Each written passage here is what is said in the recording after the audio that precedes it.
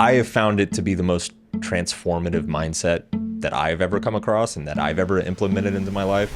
Hey there, I'm Matt Diavella, and welcome to my short form podcast, 3 Rules. Each episode, I ask a guest to share 3 rules that help them find success and happiness. Today, I'm joined by Mark Manson, the #1 New York Times bestselling author of The Subtle Art of Not Giving a Fuck. His books have sold more than 20 million copies, been translated into more than 65 languages, and have reached #1 in more than a dozen countries. Thanks so much for coming on the show. It's great to be here. What's rule number 1 for you? Rule number 1, it has to be, I'm responsible for everything in my life, whether or not it's my fault. I feel like this is the core of my work, essentially. Anybody who's read my books is going to be very familiar with this. And I have found it to be the most transformative mindset that I've ever come across and that I've ever implemented into my life. It's the underlying basis of everything. Until you accept that you are responsible for the things in your life, you don't feel empowered to actually do anything about it. Does this extend to things that you might not be responsible for? Like things that happen to you? When can we start blaming other people for things, basically? So I have this thing that I call the responsibility fault fallacy. And it's basically like people assume that fault and responsibility are the same thing, but I think they're actually very subtly different, and they're different in very important ways. So let's say I walk into the street here in Sydney, and like most Americans, I forget what side of the road the cars are on, and I get hit by one. Now, it might not be my fault that I got hit by the car, but it is absolutely my responsibility to recover from the injury, to take care of my health, to decide, am I going to sue the driver? Am I going to forgive the driver? Am I going to let this go? Am I going to like torture myself, asking myself like, why did I do this? Why did this happen? I think it's fault is generally external and it's past tense. Responsibility is always present and future tense. So it's like the fault is like, okay, this thing happened. I had no control over it. Maybe that person's to blame. Maybe they're not. I don't think it matters as much as we think it does. The responsibility kicks in of like, how am I going to react to this? What is my mindset? How am I going to choose to move forward? And that is ever present in every moment, no matter what happens. Is there a specific point in your life where you started to embody this idea, or is this something that you've kind of always had? No, I definitely did not have this. It's actually embarrassing kind of where this came from. or it's like where I first encountered it was kind of embarrassing.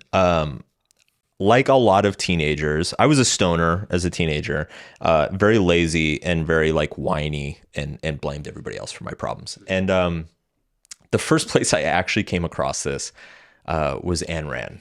And I read Atlas Shrugged, I think when I was 18, and the politics were insane, but the actual like what I took away from it was this kind of personal empowerment of you are all in every moment. You are not only capable of doing something better for yourself and others, but you are actually morally responsible to do something better for yourself and others.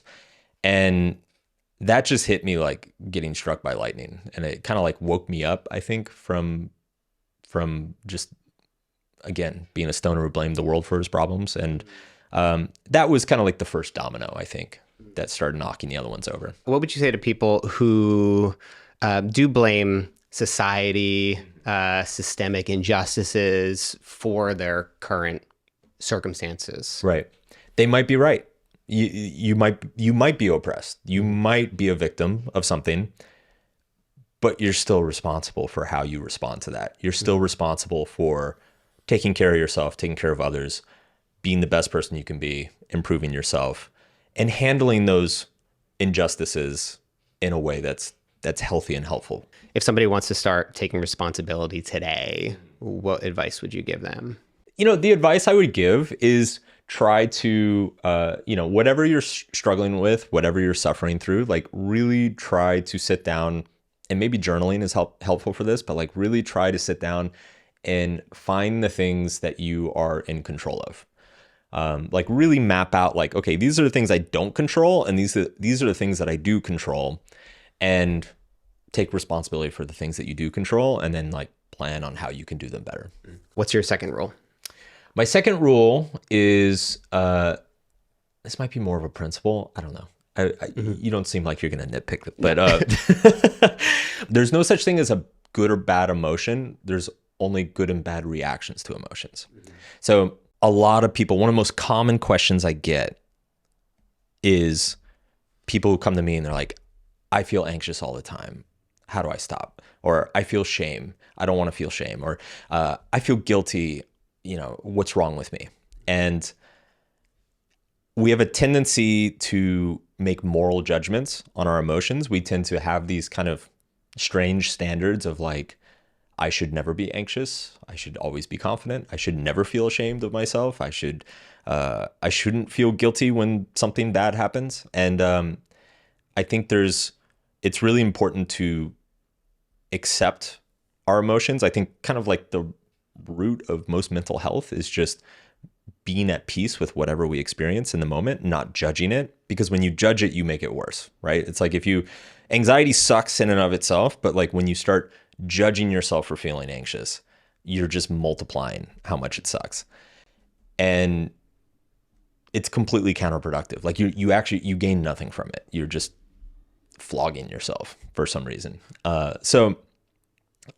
the other thing too is that like any emotion, like emotions all exist for a reason. Like we evolved emotions as adaptations to our environment, right? So anxiety actually serves a really important purpose. Like it mobilizes you. It gets you to pay attention to things that are potentially threatening or that are important in your life.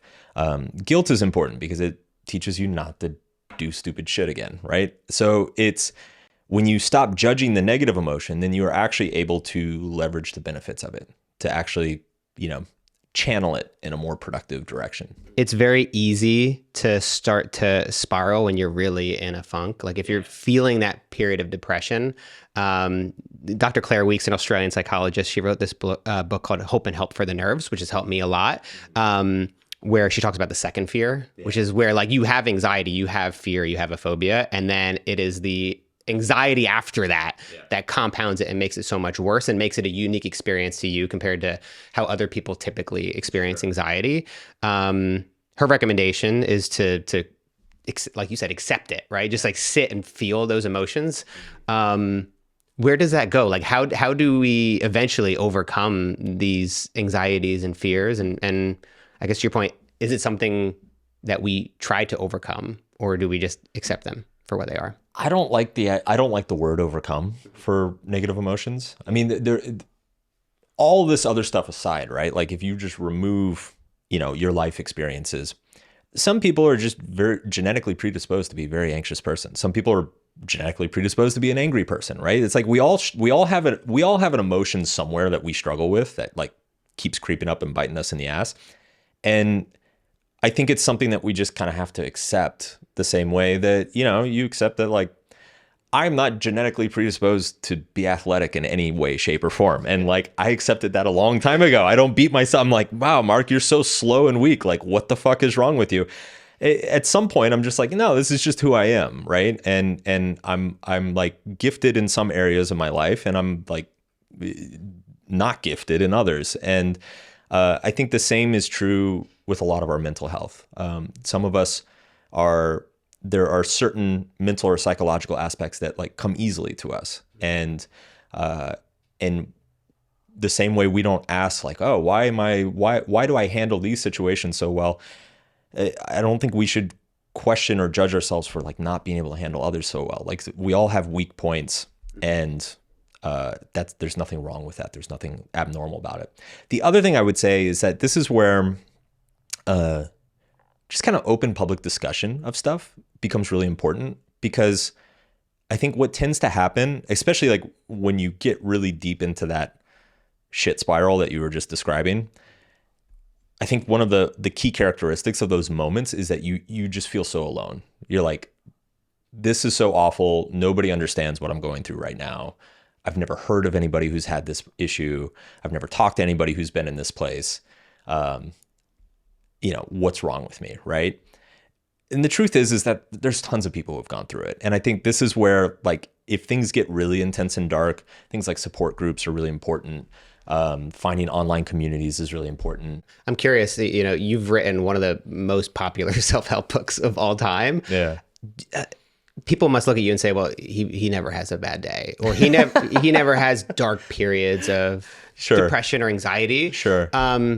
Do you still experience this stuff, and why? I mean, like, I think I know the answer, but I think it's important for people to kind of understand what that level of success is really like. Absolutely. Yeah, absolutely. In fact, actually, one of the most depressing periods of my life happened right after Subtle Art hit #1 on the New York Times list. And it partially happened because I had had all these dreams and goals for my entire adult life. And once I hit them all, I had no idea what to do with myself. I was like, oh shit, I'm 31 and I've peaked. And like that took me to a very dark place quickly. I'm like, wow, I don't know what to do. Like I had no plan for anything after this, So yeah, I sat on the couch and drank a lot of wine and played a lot of video games. And so yeah, it never goes away. Like there's no amount of money that solves these problems. There's no amount of friends that solves these problems. There's no relationship that solves these problems. They're ever present. They will always crop up in new and novel ways, no matter what's going on in your life. Is money a goal now for you? A lot of people starting out, it's like they I'll make my first $1 million, or I want to make $10,000 per month. Yeah. Does money come into the factory for you at all when figuring out what your next big project or goal is? A little bit. I mean, it's not a non-factor, but it's not the primary factor. Money's like oxygen. It's when you don't have any, it's the most important thing in the world. And when you have plenty, it's the least important thing in the world. And I think when you're starting out, it's a very great metric to measure yourself and to measure success. But there comes a certain point when you've accumulated when you've kind of gotten financial escape velocity, it's actually a bad thing to measure yourself by, because it ultimately it's kind of shallow and superficial. Yeah. So I liked what you said though too about the fact that it's not a non-factor, because it's like you wouldn't just show up every day making YouTube videos and lose money and do that for 5 years straight. Yeah, eventually you're like, just piss money away. Yeah, like maybe this thing should be viable. I'm going to be back with the third and final rule in a moment, but first, one of the ways I'm supporting this podcast is through Patreon. By becoming a patron, you get access to the full unedited episodes of the show. And for this episode, that's a full 34 minutes of content, including Mark and I discussing YouTube strategy. You could do the desk video, make just as much money as something that probably costs you $20,000 to make. It's just so economical. Yes, it is. It's so easy, but it's so boring, and I'm so sick of it. And I've done hundreds of them, and I just want to go do something else. As a patron, you'll also get additional unused footage from my YouTube videos and access to a members-only area where you can ask me questions for my Patreon exclusive AMA podcast. Simply go to patreon.com/MattDiavella to support the show. That's patreon.com/MattDiavella. There's a link down in the description below. Thanks for considering.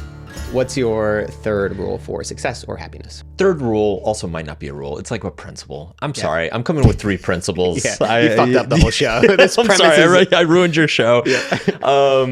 No, I guess the third rule is that try not to pursue happiness. Try to pursue struggles and challenges. I think a lot of people get off on the wrong foot by just thinking about what is going to make them feel good. And ultimately, anything that you pursue in life that makes you feel good is going to come with an associated cost or sacrifice. And generally speaking, we're bad at conceptualizing those costs and sacrifices before we do it. It's only after we do it, we're like, oh shit, there's a lot of downside to this that I never considered. So I think kind of a mental hack is to instead think of the struggle that you actually enjoy, the challenge that gets you excited, and pursue that, and then just enjoy the upside as a side effect. What was the most recent time that you approached a project that intimidated you and scared you because you felt ill-equipped for it? So we were talking about YouTube before we went live. YouTube's kind of been the big hairy thing for me. I had very little, next to zero experience in video production prior to taking YouTube seriously in the last couple of years. basically had to teach myself a bunch of stuff about cameras and lighting and audio, and like make all the mistakes, hire a bunch of people, and like make a bunch of bad videos. And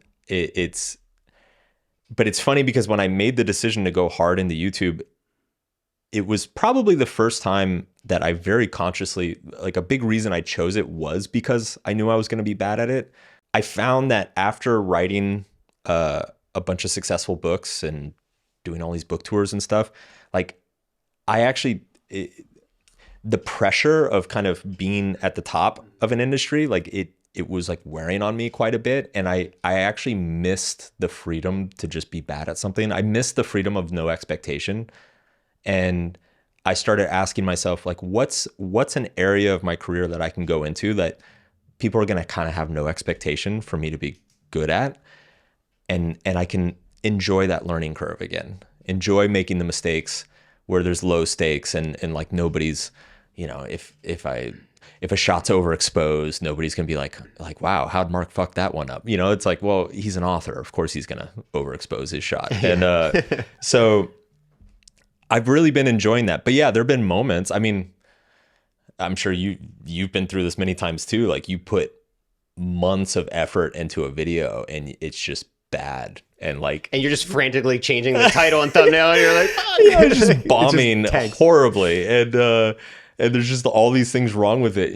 And you're just like, God damn, like, I put so much time and energy into that. Like, what am I doing? You know? So like, there are definitely dark moments where you question yourself and you're like, why did I decide that, like, am I crazy? Am I just like on this wild goose chase? Am I like losing, am I just pissing money away? You know? But ultimately, you know, I've tried to like maintain conviction and in the long-term vision and just trust myself that, like, you know, you got really, really good at one thing by failing and fucking up over many years, and like, you can do it again. And it's ultimately, it's that progression that was way more satisfying than, you know, than the result at the end. I mean, it's like the cliches are true. It's the journey is what you look back on and smile about. Thank you so much for your rules. This was super helpful. Selfishly, I do this because I need the inspiration now more than ever. And so this was awesome. If you want to get these rules summarized into a weekly newsletter, subscribe at mattdiavella.com/3rules. Thanks to Mark for taking the time to come on the podcast. If you want to get more from him, just Google his name. He's Mark Manson across all accounts.